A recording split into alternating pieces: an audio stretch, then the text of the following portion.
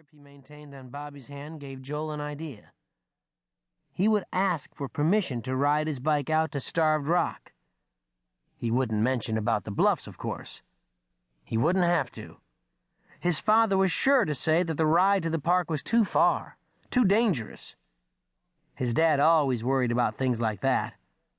Tony would be mad that he had asked, but they were supposed to ask after all.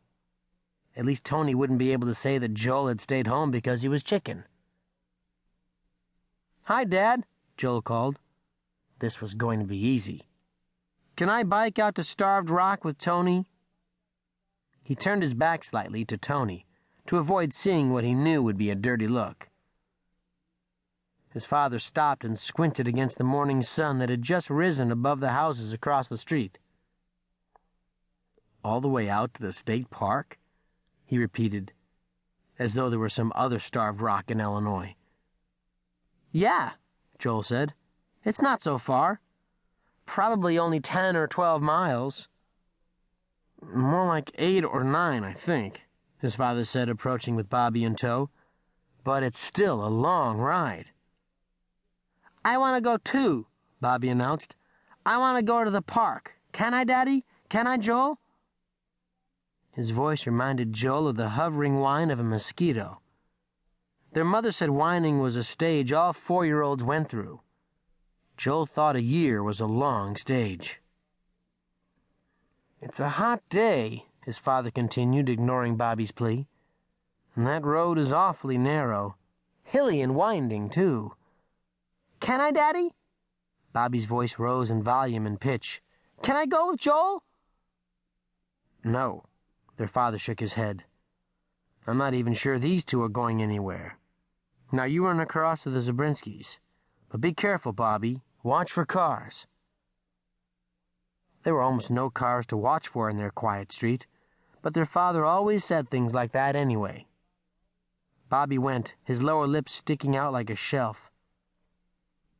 "We'll be careful, Dad." Joel could hear the whine in his own voice. He sounded almost as bad as Bobby. He sounded as if he really wanted to go. "We will, Mr. Bates, honest," Tony pleaded. "The park's not that far, and there's not much traffic during the week."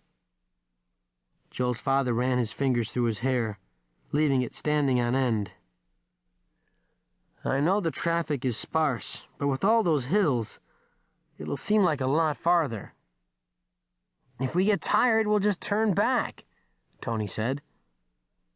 Joel didn't say anything more. To win this argument would be to lose. He was sure, though, that his father wasn't going to give permission. His father surveyed their bikes, frowning slightly. Joel wondered if he was going to ask why Tony was carrying a rope looped over his handlebars. "To tie ourselves together when we climb," Tony had announced.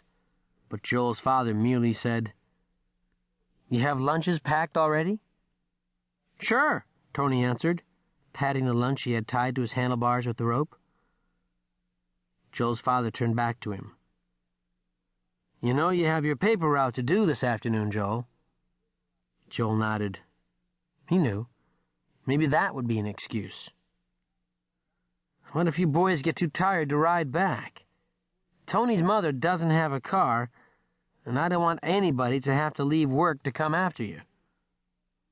Tony was looking at Joel, obviously waiting for him to play out his side of the argument. "We won't get tired," Joel said automatically. His father's eyes seemed to know better, but he turned to Tony and asked, "Does your mother know what you're planning to do?" "Sure," Tony answered cheerfully, and Joel knew, without even checking Tony's face, that he was lying.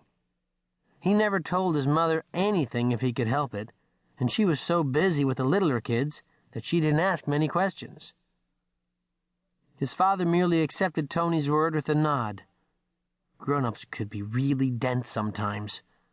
But then he almost redeemed himself by suggesting, "How about trying the county road that goes out of town the other way?